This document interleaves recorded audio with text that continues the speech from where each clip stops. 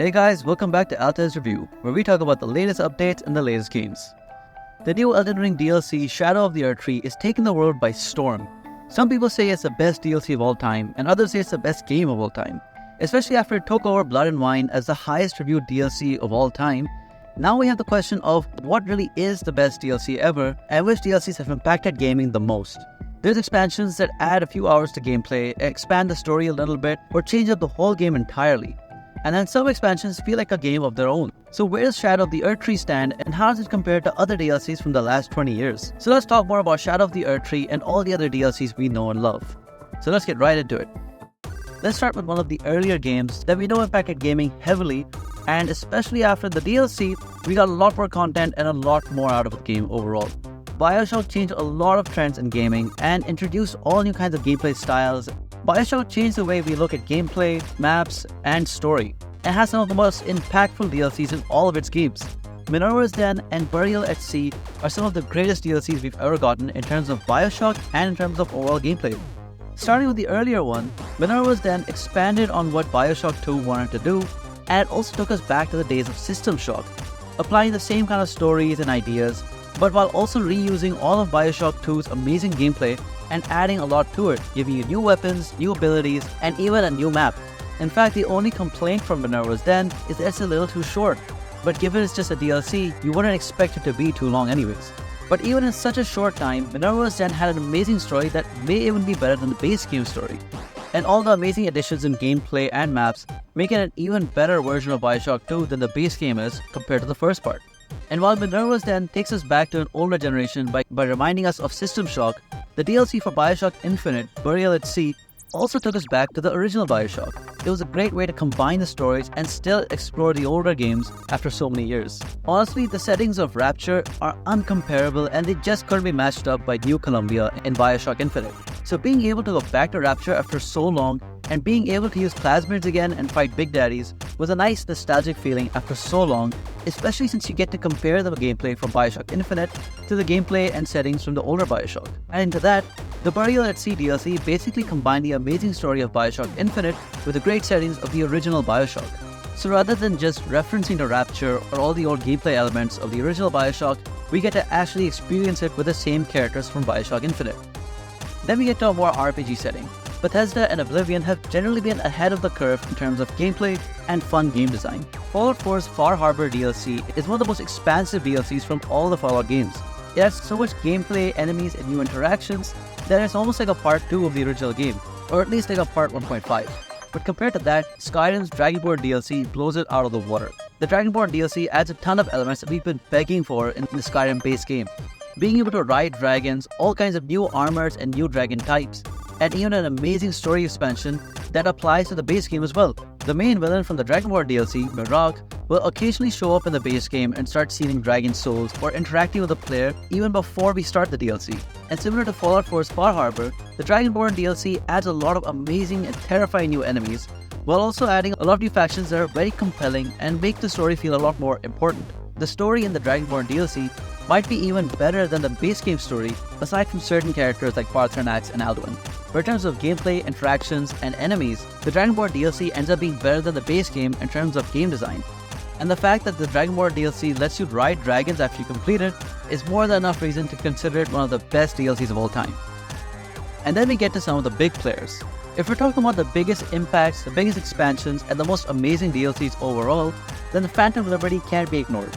Cyberpunk 2077 had a pretty rough release in the beginning, mostly because of the bugs, and considering that it wasn't really the best game of all time, even though it released 10 years after announcement. If you're building the game for so long but it still doesn't cross expectations or instead has a ton of bugs, you're not gonna get a big reaction out of it. Honestly, it did disappoint most players and even most longtime fans. But after gaining so much credibility from The Witcher 3, CDPR had to make things right with Cyberpunk 2077 as well, for the sake of the company and for the sake of their fans. So even though there were a lot of bug fixes and patches over time, they ended up completely overhauling the game in the Phantom Liberty DLC. There was a ton of hype on what kind of changes we'd get in the DLC and what new elements we'd be getting as well. But honestly, I'm pretty sure everyone was still pretty skeptical about what we're gonna get and whether it's just gonna be the same problems all over again. But true enough, the Phantom Liberty DLC completely changed up everything in the game. The upgraded graphics actually look like a modern-gen game for once, and smaller interactions like weapons, NPCs, and just interacting with the open world became a lot more natural. Not to mention that the Phantom Liberty DLC has some of the best storytelling and the best gameplay elements in the whole game. So considering that this one DLC fixed the entire game and then added a DLC almost as good as Blood and Wine from The Witcher 3, CDPR clearly made up for its mistake and showed us just how credible it is as a game designer and as a developer. Even if we forget about how badly Cyberpunk 2077 was released, the Phantom Liberty DLC is such a great expansion on an already great game that it does end up being one of the greatest DLCs and one of the greatest expansions of all time. But if we're talking about credible companies, FROMSOFTWARE definitely takes a top spot in DLCs. It's hard to really stick to any one game since every single DLC for all of their games ends up being top tier. Dark Souls 1, 2, and 3 have such amazing and in-depth DLCs that you can't really play the games without them. Artorias ends up being a better boss with better storytelling than even the main final boss of the base game. For Dark Souls 2, the Scholar of the First Sin edition is considered the definitive edition and the main way to play Dark Souls 2. And when you get to Dark Souls 3 was an amazing game, but the Ring City DLC is considered the true ending of the game as some of the best areas and bosses in the whole game. Iconic and amazing as the Nameless King is, Slave Knight Gale took a whole new spot and redefined boss fights. In fact, it set a standard for other games and for FromSoftware games. Even Bloodborne's DLC is considered one of the best DLCs even among all the other FromSoftware titles. That's why it's also kind of disappointing that Sekiro doesn't have a DLC at the same level. Sure, they added a few costumes and a few gameplay elements, but there's not really much of an expansion, and that's something we're still hoping for in the future. But I think it's fair to say that for any Dark Souls game, it's hard to talk about the game without talking about their DLC as if it's part of the main game. And even then, each of their respective DLCs are about 10 to 20 hours worth of gameplay, which is amazing considering it's just a DLC and it's not that expensive either. And finally, we get to the big winner, Witcher 3 Blood and Wine.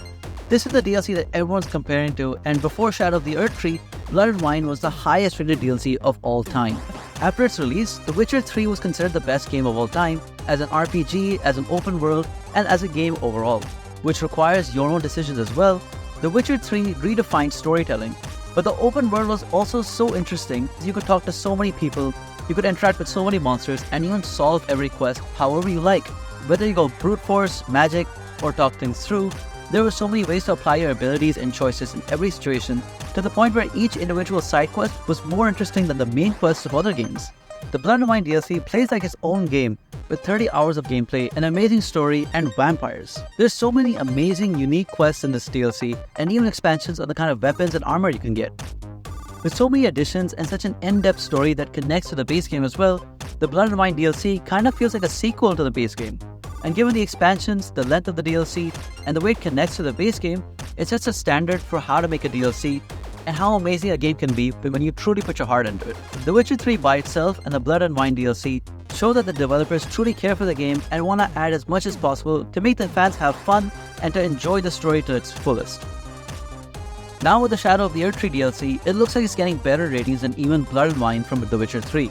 Now there's a lot of people being skeptical about this, and obviously there's so many people worried about the difficulty and accessibility of Elden Ring. But given that we all know that Elden Ring was a masterpiece that redefined gaming, it's safe to say that The Witcher 3 and Elden Ring are pretty much equal in terms of game design and gameplay. So I'm not shocked that even the DLCs are up to par. I'm sure most people watching this video, including myself, haven't gone through the DLC fully, so let's take our time and enjoy this DLC the same way we enjoyed Blood and Wine back in its days. Even though the Shadow of the Erdtree DLC might be one of the greatest of all time, we can't forget all the older games and all the older expansions we've gotten and how much fun we've had throughout all those games. Some of these DLCs are more fun by themselves and end up being better than the base game, and some of them add so much that it's worth it just to replay the whole game and the DLC together. We're all excited to take our time and get through Shadow of the Erdtree, but let's also take our time and appreciate all the old DLCs. And for anyone who hasn't played these other DLCs, once you're done with Shadow of the Erdtree, go back and give them a shot. Trust me, it's worth it. Well, with all this talk about new DLCs and how it compares to older ones, I just thought it would be a good time to remember the older DLCs and how much fun we've had with expansions. There's been some games that have abused the whole idea of expansions and DLCs and overcharged for simple things like even cosmetics. So it's good to remember all the games that have given us good expansions and amazing gameplay additions, I'm looking forward to playing through Shadow of the Erdtree and having as much fun as I did when I started Elden Ring, and maybe even have as much fun as I did playing The Witcher 3 and the Blood and Wine DLC. But let me know what you guys think about all these amazing DLCs and what other games you want to hear about. If you enjoyed the video, please like and subscribe. Until then, I hope I see you on the next video.